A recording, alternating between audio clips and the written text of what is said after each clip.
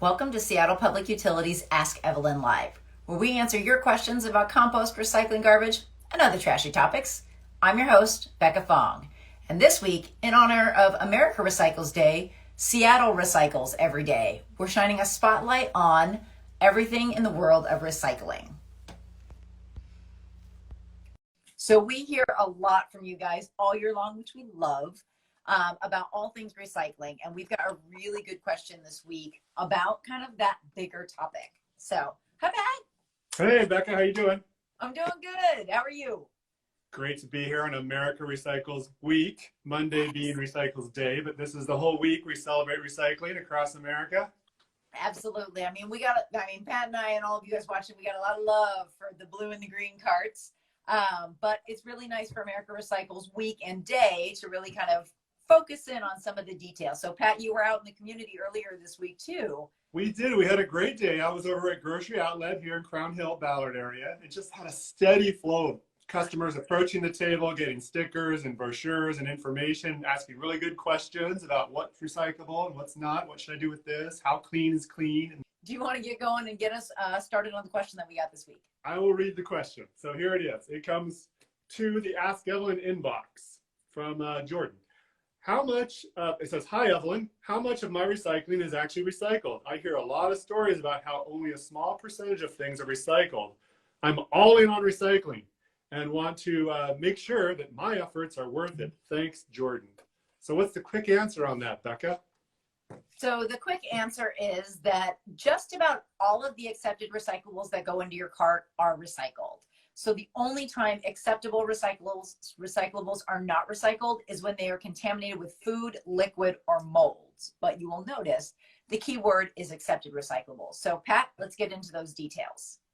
Yeah, it comes back to our whole, there are a lot of plastics in the world, of course, a lot of wonderful things made of plastic out there.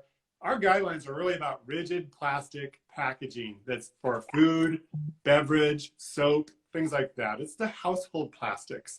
So it's bottles, tubs, jugs, buckets, those kinds of containers. So I'm just hoping that we can still keep the conversation going. But yeah, I think that the goal is, of course, to keep them empty, clean, and dry, following the Recycle Right guidelines. That's what we have to do. So that's a key part. When people like Jordan, and Jordan is a fair answer, it's a fair question. Yeah, absolutely. It's not a clean answer though. There's not a one size fits all answer for this, because it's, the world is there's a lot of variety out there, a lot of diversity in the plastics that are produced. There's a lot of new product packaging that comes along. We see all these pouches and different little wonderful little products, but these different containers that used to come in a paper container or a paperboard box, now they come in a pouch, and the pouch is no longer recyclable. And so it's people who are, we talk about wish cycling. That's another challenge out there. It's like, I really want it to be recyclable, so I'll put it in the blue cart. Well, please, folks, don't do that. Yeah, follow your guidelines. Follow the very simple and straightforward guidelines of the Where Does It Go guide, as you can see there in blue, the recycling panel. We really do appreciate the Where Does It Go information. And then recently, we've been trying to put most of our messaging into a more finite set of material, and that's called the top 5.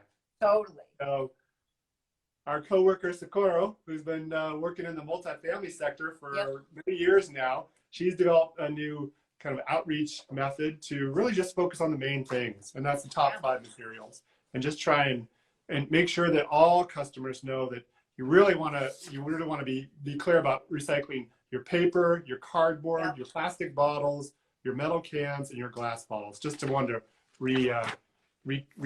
repeat the top 5 items there. No, that's the main thing. So with accepted recyclables, the reason that Seattle's program is designed the way that it is that Pat and I, we've talked about this a lot on the show, is that to put stuff in your mixed cart, you gotta have it has to fit 2 criteria, right? It needs to be able to be sorted, and then there has to be a viable market for it. So those top 5 items, those are, the machinery at the MRF can sort all of those things out, and we have viable markets for all that material to be turned into new things. So that's why we really focus on that stuff.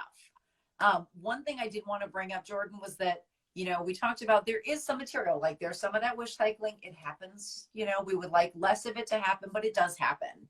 And as a percentage wise, about 10% of the material that goes into the cart is what kind of falls into that wish cycling category. In the industry, we call it non-conforming. So it's like non-conforming paper, plastic, metal, wood, things like that go into there. And 10% is pretty good. We recycle over 93,000 tons of material a year. So 10% is a pretty small amount. In comparison to other cities, we're doing really good. We call that the contamination rate. So you guys are doing great, but we can definitely get that number a little bit lower. That makes the sortation easier. That makes the commodities that go through the MRF and get sorted even more valuable. And it really does keep out like the food, the liquids, and the molds, and then contaminate the other material. So that's kind of a little waste nerd moment, but that's why you guys come and watch us, right? Yeah, that is. I mean, those outthrows, those materials that around 10% of material that is not actually moved on to the recycling facilities from the recycle center. So the recycle center is just a sorting facility. Yeah. It just sorts out the commodities. All the plastic over here, all the metal over here, all the glass over here. You know, that's the performance of the sorting facility, that 10%. And that's their role. Their role is to create these unique commodity streams and flows for each of the recycling opportunities, you know, be they paper or plastic, metal or glass. So yeah, folks need to make sure they're empty, clean, and dry. That's what we always harp on, of course, because that makes up a good portion of that 10% outthrow. Is like, here comes another clamshell down the conveyor belt, and it's full of teriyaki, you know, rice and whatever. So that's the thing. And plastic bags, that's been another challenge, you know, people bagging their recyclables. You know, worst case scenario, someone bags their recyclables in a black plastic bag and ties it off. Well, they're very likely to throw that whole bag down the garbage chute because they don't want to tear open a black bag on the recycling conveyor belt, because if it's trash, then they really contaminated things up. So it's the wish cycling, the fear of throwing out, you know, the idea of like, if you can only do a half measure, then maybe don't do it at all. Right. Exactly. And actually, to that point, Pat, you talked about some of the things. We have a comment here in the feed. It says, what are common items that are put into the recycling bins that aren't recyclable besides dirty and food contained items? Plastic film is definitely one of those. Big time. Kind of the marginal plastics tend to be the ones that we get a lot of. Like we'll see garden hoses because they're like flexible rubber, you know, little bits of things too often end up in the mix. So things that are often too small so they can't be sorted. Those things are pretty common contaminants. Unfortunately, recently with the pandemic, a lot of PPE has ended up in there. So gloves, masks, things like that, you know, tissues, all of that stuff kind of ends up in the mix because people are like, oh, well, maybe the gloves are plastic, maybe the masks are made out of paper, but we cannot be accepting any material that's contaminated with bodily fluids. We don't even take those in the compost. And none of those materials are actually recyclable because they can't be sorted and there's no markets for them. Of course, we create all of our materials in multiple languages. You know, we try and meet people where they're at and get the materials and the information to all of our customers. But what is unfortunate and challenging for customers is that when they see the little recycle symbol, see that recycle symbol, they think, oh, good to go. I can put that in there. And that's not the guide. The guide is the where does it go guide, right? The guide is sticking with the materials that we indicate are accepted in our program. And that also makes up part of that 10% as like, a toothbrush wrapper container might have a chasing arrow on it because the back side of the container is paper material that has a recycled content. So some manufacturer will sneak a little recycled triangle on there to say, hey, I'm using recycled content fiber on the backing of this product packaging. And then a consumer will look at that and just see that symbol and toss it in the blue card. It's like, not what we want, you know. But, not what we want at all. So, but really good question. That was an awesome thing to point out. So one other thing I did want to talk about really quickly is that there are a lot of things that can be recycled but because they cannot be sorted properly, we do not accept them in our carts. But we have a lot of other really great programs and partners with programs that allow you to kind of drop those off or have them source separated is what we call them. One of the things we've talked about on the show, and those of you who have not seen the little videos in our social feeds, Pat talks to you about batteries, which are very recyclable, but go nowhere in your cart. So Pat, what are some places people can take batteries? Well, our own stations have them. Our north and south Yep. transfer stations accept all forms of batteries. So there are a variety of different drums and containers that collect these, alkaline batteries and rechargeable batteries and whatnot. And then there's also terrific help from some of the department stores and grocery Yep. stores and places where you'll see, Target or Lowe's or, well, it's not really Radio Shacks anymore, but places like that, there are definitely some stores out there that take them that are like that. And then places to take them also are to the HHW facilities. Right. That's Household hazardous waste, Yeah. for sure. And or you can sign up for a pickup at home. Absolutely. You can do a special item pickup. Yep, which is great. So, and I talk about how to get rid of those metal gas canisters through our special item pickup. We also pick up electronic waste, styrofoam for free. We pick up motor oil and cooking oil. You don't have to schedule those pickups. But again, all of that information, you can look up the different items that you have on our Where Does It Go tool, and we will have a link to that in our show notes and our comment section. So there's lots of things that can be recycled that just need a little special handling. So all of you super recyclers out there, make sure that you look for that and be able to capture a lot of those materials. So, all right, folks, I have just a couple of really quick reminders for you guys. One is that we are going to take the week off next week. Pat and I are going to get ready early and celebrate Thanksgiving in style. We hope that all of you guys will as well, safely. And you will have lots of delicious food with very little food waste if you can manage it. That's right.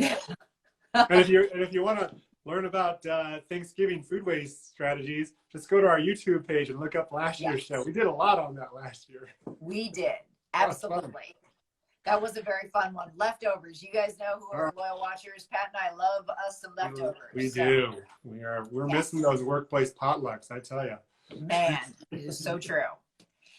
One other thing too, we wanted to remind you guys is that we are still in November, so you can put out up to 10 bags of extra yard waste as you guys are out there helping us keep our drains clear. So that goes through the end of November. You can put out up to 10 bags of extra yard waste, either in a craft paper bag or a reusable container like a 32-gallon trash can. Those are totally fine. That's a lot. And thank you guys for clearing your drains. We really appreciate that.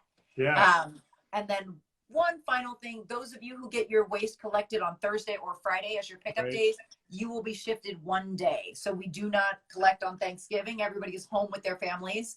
And so if you're a Thursday pickup, put your stuff out on Friday. If you're a Friday pickup, put it out on Saturday and we'll get you.